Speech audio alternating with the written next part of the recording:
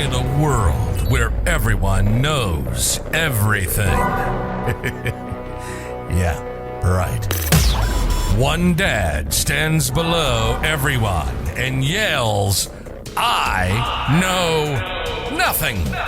Please welcome.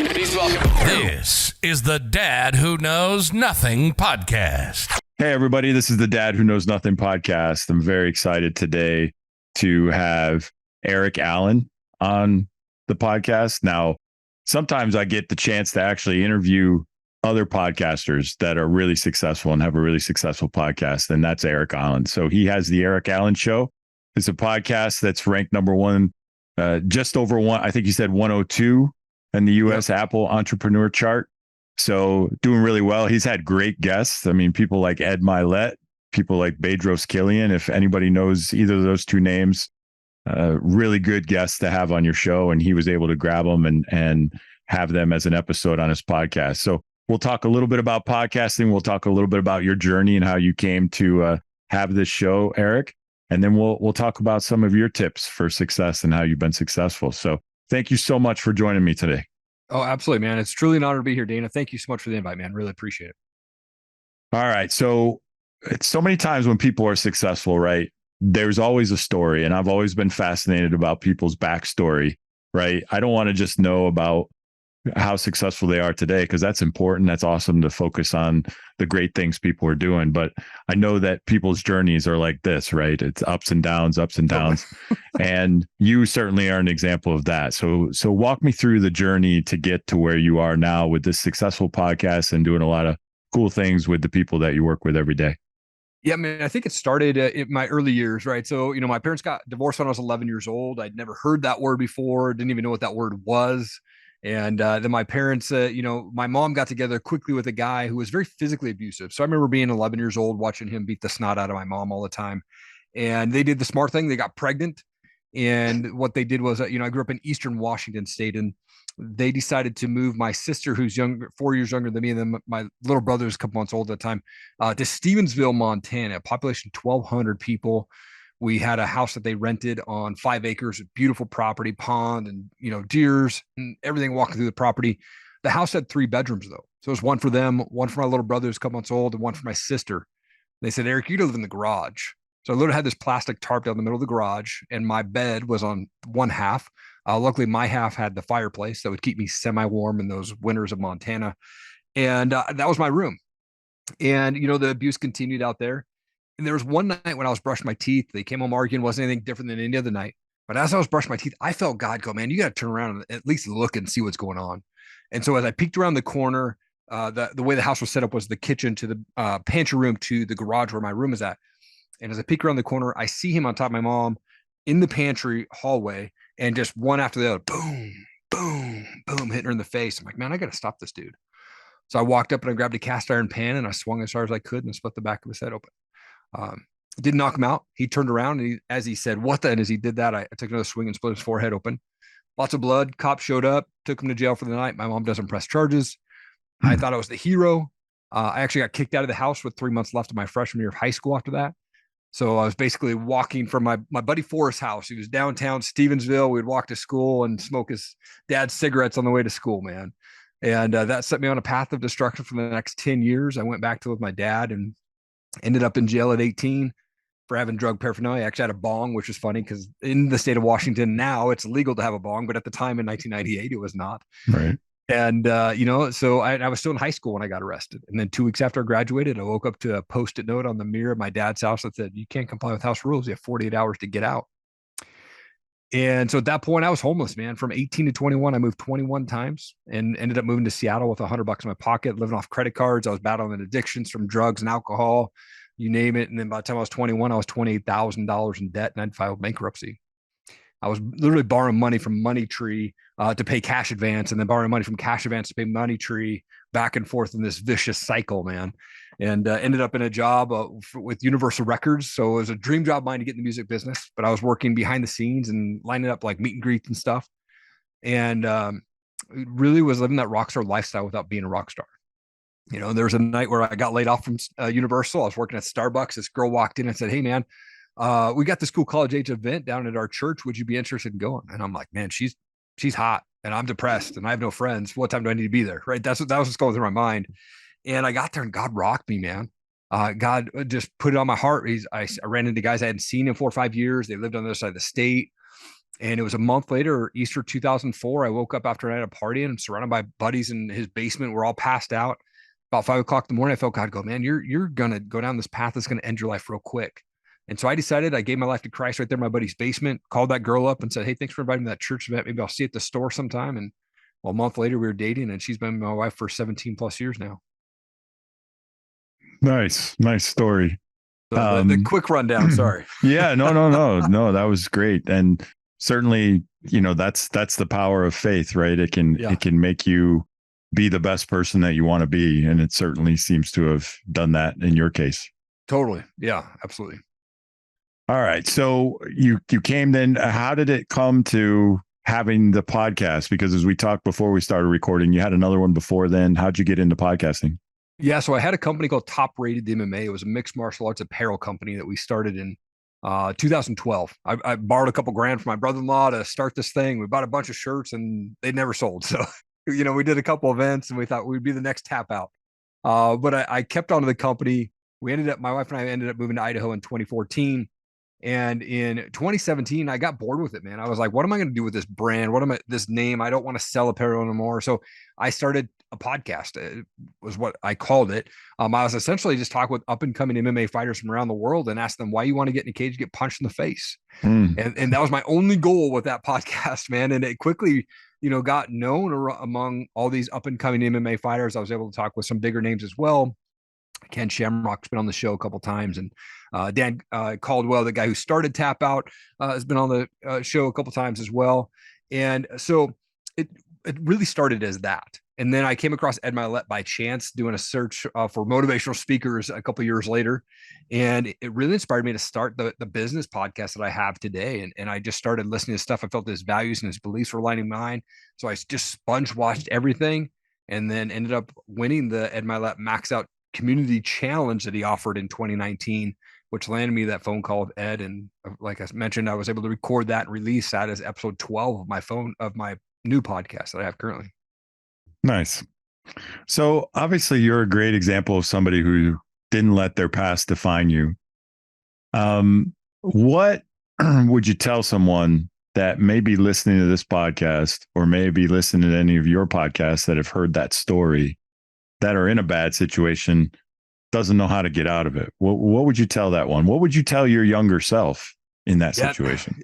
It's so interesting. I think if I was to tell my younger self, I would say, don't do it, because there was so much crap that I just got into. And I just thought that life was going to end around 40 years old. Well, I'm 43 now. I'm still alive, man, and have an awesome family.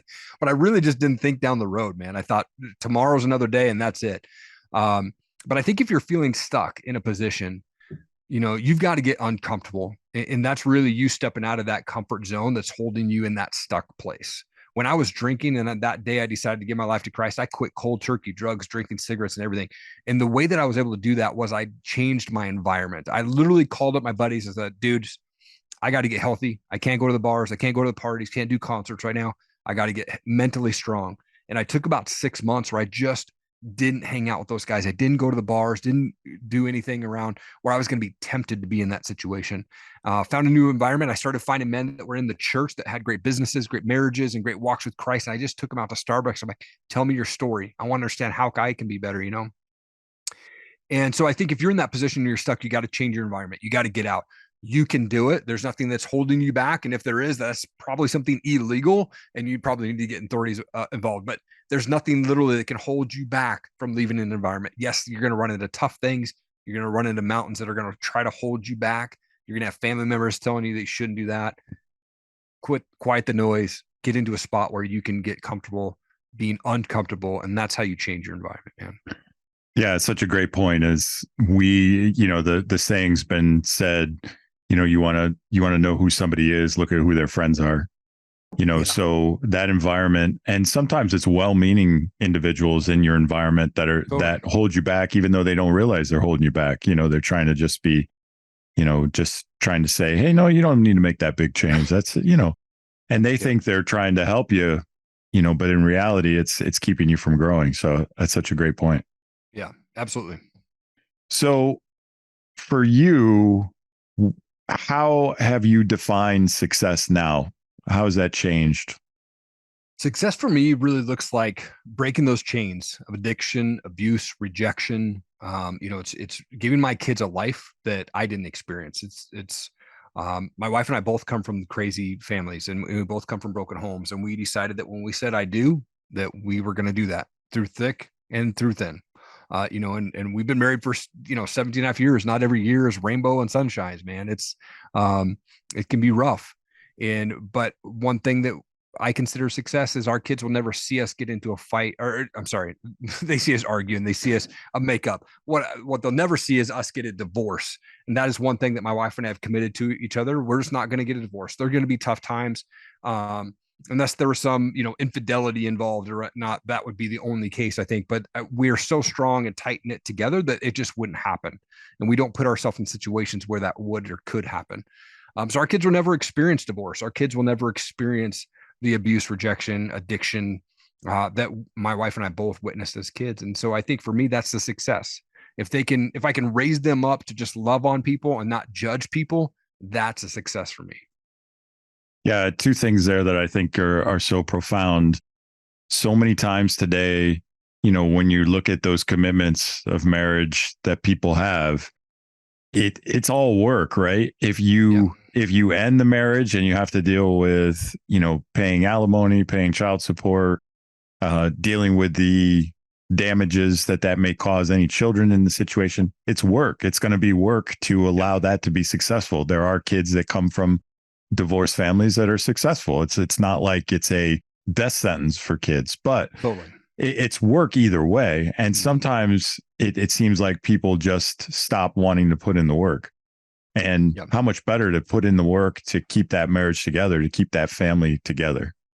Yeah, absolutely, man. It's so much work, but it's so worth it. The time that we put in to make our marriage better, and spending time in prayer and just really praying with our kids and making sure that they know that, yep, there's going to be times where mom and dad are not on the same page, and they might hear us argue, but they're going to hear us and see us make up and see us dancing in the kitchen and kissing, and they kind of, ooh, right. But then they're going to see us just having an awesome time. And so they know that divorce will never happen in our family. They just won't.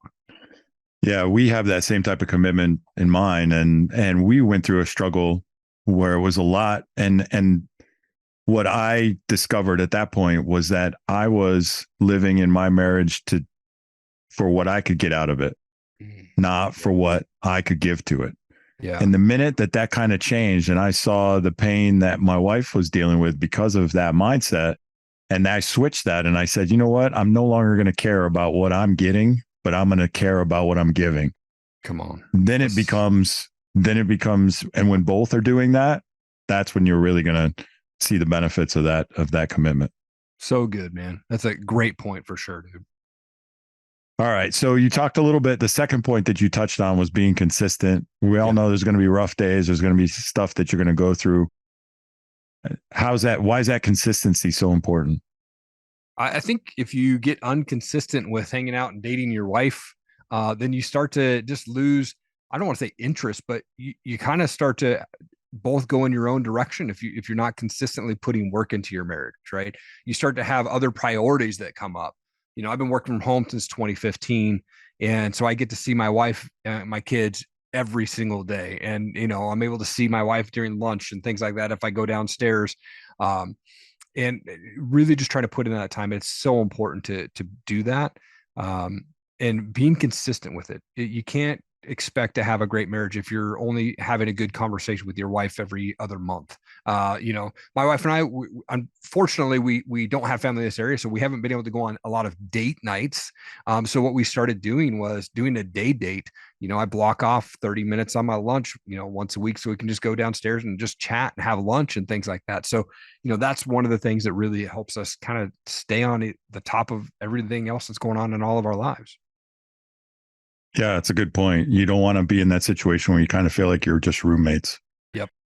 We've been there. We know what that feels like. We don't want to do that again. That's right. We talked a little bit about, obviously part of what you do to help individuals is, and I see that in your sign, never ending improvement behind you. Yeah. There's an uncomfortableness that comes with that, right? Never being satisfied, not to a point where it becomes a negative thing where you're just like trying to do more at the expense of other things. Yeah. But that constant state of trying to be a better version of yourself provides it's uncomfortable. Yeah. Because in order to be a better version of yourself, you have to get feedback that says, hey, I'm not doing really good in this area, or I could be better in this area. So, but talk to me about that and how you advise your clients, how you talk to people about that. Yeah, this is actually what Ed told me when I talked to him on the show. Was he told me this, and I was like, dude, that's so good. So I put it on my office wall, and I see that every day. I think that when I'm talking with clients, man, a lot of my clients are people who are wanting to get into podcasting. They're struggling with trying to get their show ranked or how to get those big names in. And I think we always have to push the level, the envelope. We have to continue to improve. And yeah, it's going to suck when you go test something out. If you're trying to, if you've not done videos before online and social media and posts, like when you start doing those videos, it's uncomfortable. I tried to do videos for years and I just would like get in my own head and not allow myself to do videos. So I think, once you get through your head and get through the psych yourself out moments, that's when the doors really open up. You have to get uncomfortable if you want to improve in anything, whether that's learning a new skill on the computer or playing basketball or whatever it is. You've got to get uncomfortable and be okay with, I don't want to say people laughing, but be okay to laugh at yourself for making a fool out of yourself sometimes. I look back at my early videos and I go, man, if I was that today, I just have to laugh at my old videos, my episodes, because it was just so bad in my eyes, but it was me just putting something out. I knew that I wanted to do podcasting. I knew that I wanted to be part of that industry or in that environment.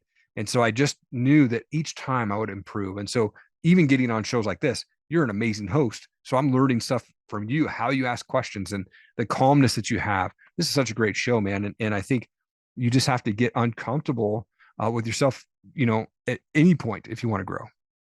Yeah. And I think that you bring out a good point too, because at some point you have to take the step too. You have to start at least trying it. Yep. If we just said, well, what if this goes wrong? What if this goes wrong? And then you're overwhelmed with that and you don't even take that first step. Yeah. But if you take that first step, you're going to make mistakes. You're going to learn from them. Your next one's going to be better, and you're just going to keep building. And that's what I've found the most. I mean, I was talked to about, I said the word, too much, and I still do it. I catch myself doing it. It's just part of who I am, but I know that I've actually gotten better at it the more I do it. So, it's like anything, just take that first step and, you'll learn from it. I'll tell you, when I first started podcasting, I would go through and I would edit out manually all the ums and all the pauses and all of that. And it would take me forever. And somebody I talked to on my show said, when you're podcasting, it's just natural for folks to say that sometimes. Yeah. And so I just stopped editing my shows. I edit the beginning and the end. We're kind of having just behind the scene conversation, but the middle of the show, I just stopped editing unless it's something major that caused an interruption. But for me, I just let it be and let the natural conversation flow. Yeah. Because I think that's what this medium has provided more so than radio or television. It's allowed anybody to get on a mic and be able to show and it shows their personality, the way they talk. And I've had so many people that I know that are friends of mine that have listened, and they're like, yeah, it's so cool hearing you on this. I didn't know you did this, but it's just a cool way to grow just by building content. Yeah, absolutely. So I obviously haven't had my podcast running as long as yours. What's your best advice for somebody who wants to grow their podcast, maybe book some big name guests? How does somebody do it? If you want to be successful in podcasts, just don't quit. And I say that because, statistically, what I've read, online, and of course, statistics are sometimes made up. I don't know. But what I saw online was about 90% of podcasts never make it to episode 50. And then another 90% after that never make it to episode 100. So I just stayed with it because I love talking with people. I'm a big networker. And I think if you want to be successful in podcasting, don't worry about the numbers. I never look at the numbers. I don't care how many downloads I get. I do podcasting because it's fun. And I do podcasting because I love to have great conversations. But I never look at it and go, oh man, I only had 5 downloads this week, or I only had 200 downloads this week. Right? I just don't, I've never let that bother me. And so I think if you're going to be in a podcasting, you want to be successful, don't worry about the numbers. Just stay consistent.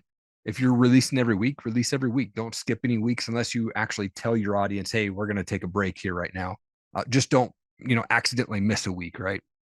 And I think that's how you get successful in podcasting. If you want to nail down the big names, this is my tip. And this is how I've been able to book all the big names is I literally pull out my phone and I go to Instagram DM. Actually, before I go into Instagram, I pull out my phone and I do a video. I'll research who I want to invite on my show, whether it's Ed or Bedros or Bradley or Jim the Rookie Morris or whoever it is that I happen to be reaching out to. I'll look at the last couple posts, and maybe I'm already following them and I'm consistent on reading their posts, but I look at the last couple posts that they've made, find something that is intriguing to me, a message that they're trying to get out. And I'll literally pull out my phone and be like, hey, Ed, what's going on? It's Erik Allen out here at Coeur d'Alene. I know you used to have a house out here, and I love your book, The Power of One More. It's so good, man. Impacted my life. I'd love to help. Let's get the word out and let's have you on the show. 20, 30 minutes max, and we'll have you on. Thanks so much, man. 30 seconds.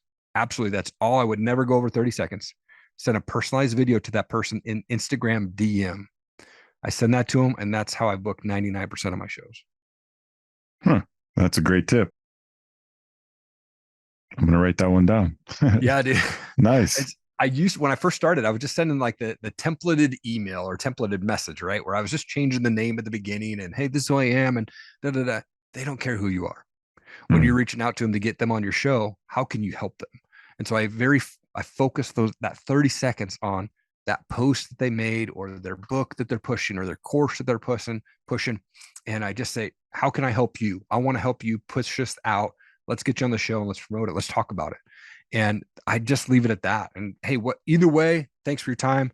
I hope that you have an awesome day and we'll chat soon, hopefully. And I just leave it at that. And sometimes I get people ignoring me, but a lot of times people respond back and say, hey man, I like that background, or, hey, yeah, absolutely. Let's get on the show. And that's, like I said, that's how I booked all those big names. Gotcha. No, that's a great tip. So for you personally, I wanted to hit on a couple things. So talk to me about your morning routine. We talked about this a little bit before the show. Yeah. Tell me what a day looks like in your day. What time does it start? What's your morning routine look like? For me, it's 4 a.m., 6 days a week. And the reason it's 4 a.m. is because I still work a full-time job. And for me, it's a goal to wake up each day. And so I literally, if I open my eyes in the morning, the very first thing that I think of and I say, quietly is, man, thank you, God, for another day to see and hug and hold my family. I've accomplished my first goal. I woke up today. And then I jump out of bed, I make my bed. There's 2 goals that I've already accomplished in the first 15 seconds. So in my mind, I'm already stacking wins. And then, I get in the shower, I come upstairs to the office. For me, the morning routine, it includes worship music. So I jump in, I put on some worship music, and I spend time in prayer. And prayer for me is very gratitude driven. I don't ask for much. I'm just very thankful that I'm still alive, that I could see my family, that I'm blessed. We're out of debt and be able to, live the life that I'm living. And that's where I'm really just drawing close to God. And I have a prayer journal. I write some journaling in there. And then I go right into, I read the Bible each morning. So I spend some time reading, and then I go right into emails and responding to clients. And then I edit my shows, man. I do all that myself. So I edit all my shows, and then I start posting them and scheduling them to drop on Friday mornings at 7 a.m. And so when I'm not doing that, I also work with clients on like how-to videos and explainer videos and box opening and stuff like that. So I'm on Fiverr and Upwork. So I'm trying to like reach out to those guys and respond to those clients and things. I'm also in the process of going through the Maxwell leadership coaches. I became certified John Maxwell coach a couple weeks back. I'm in the process of finishing my speaker track course right now, and also writing a book. So spend a little time on that, man. So I try to spend 30 minutes every morning reading. That was a goal of mine this year, was to spend 30 minutes a day reading. Just wanted to increase my intake of books. And so do that in the morning. And I go downstairs about 6:30. I help the kids make breakfast and make their lunch, or my wife's getting ready for the day. And then at 8 o'clock, I start my regular job. And then at 5 o'clock, I usually walk away and say, all right, it's family time. 4 a.m. for me, people ask me that. Why do you wake up at 4 a.m.? Well, the reason I wake up at 4 a.m. is because my desire to be successful is bigger than my desire to sleep. And so that is what drives me to get up in the morning. I'm not eating into family time. I can work on myself, my personal development before my wife and kids wake up. Right. No, that's good. And so many things, I mean, no matter what faith you have, Yeah. That holds true. So whether it's, maybe it's not the Bible, maybe it's an inspirational book, maybe it's a book like The Power of One, like Ed's book, things that just get your mind, you can read on, that inspire you, can be a fantastic start to your day. And then, I sometimes will liken prayer for other people. That may be meditation, just kind of just thinking, quieting their thoughts, learning how to, show that gratitude, think about simple things that they're grateful for. No, it's all good variation depending on where your beliefs are, but totally. Those things are all foundational to starting your day off right and getting you going in the right direction. No doubt. Yep. The worst thing you can do is turn on the news. Yeah. So yeah, I just say turn off the news, man. I turned that off about 10 years ago, and that has helped my mindset so much, man. Or turn on your phone and start flipping through. Yeah, don't do social media, right? That could then it's 8:00 and you don't even know what's happened. Totally. So you mentioned books. So what books have changed your life other than, I'm sure you're obviously the Bible is one that's near and dear to you, but what else, what other books have changed your life? Ed's first book, Max Out, was a really awesome book. I read that one cover to cover several times, and it was really impactful when I first heard him and I was able to get that book. I like The Power of One more that he just released. I finished that recently. That's a great book. In a Pit with a Lion on a Snowy Day by Mark Batterson is a really great book. He's a Christian author, but the way that he approaches this book is very much like how do we as men go into battle, whether that's a physical battle, a mental battle, a spiritual battle. And it's such a great book. It hooks you from the beginning, and the stories, the way that he writes it. I think that book for me is super impactful. I read that for the second time this year, and I was just reminded of how good that book is. Nice. All right. Well, what if the rest of them, if my podcast listeners, if you'd like them to take one takeaway from our conversation, what do you think it would be? Man, I would say go with your heart, man. If you feel like you're not doing what you're supposed to be doing, make a change. If you're at a job where it's just paying your bills, you're not going to get happy there. Don't make money the form of happiness. Get happy outside of money, and whatever it is that motivates you, whether that's a Christian belief or non-believer or whatever, start your day with stacking those wins. Set those goals. You have to have some easy goals that your brain can take those wins and stack them, and then have those stretch goals that you're going for every day. And I think if you're just feeling stuck, man, like I said, get out of that environment, find an environment where you can grow. We touched base on this earlier, man. Surround yourself with people that are living the life that you want to live, and they'll just motivate you to be a better person. No, I couldn't have said it better myself. Erik, that was great. That was profound. I appreciate you coming on and sharing your story of all the things that you had to overcome and how you've been able to be successful, not only in the world of podcasting, but obviously just in your life and in general, being successful and being there for your family. You're a great example of somebody not letting their past define you. So I thought this was a great story. Thank you so much for joining my podcast and sharing that with my audience. Absolutely, man. Truly an honor to be here, man. It's a great show, man. People need to be listening to your show. This is you're a great host too, man. I appreciate that a lot. Thanks again for your time. Thank you for joining us on our journey to learn about various topics. If you'd like to get in touch with the Dad Who Knows Nothing, connect with him at the Dad Who Knows Nothing on TikTok and Instagram, or Dad Knows Zero on Twitter. If you have a moment and you like this episode, drop us a review wherever you listen to your podcasts. Have a great day and enjoy your journey through this game called life.